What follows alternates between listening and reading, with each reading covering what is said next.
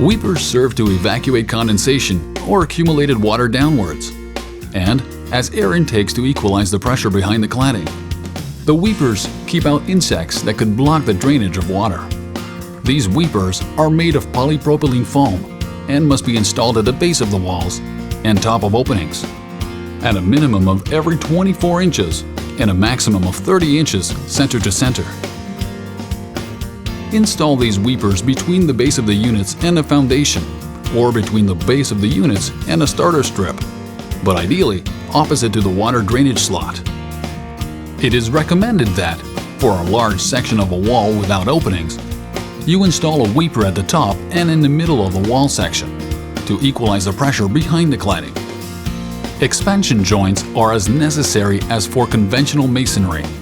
To know where to install them, consult the National Building Code.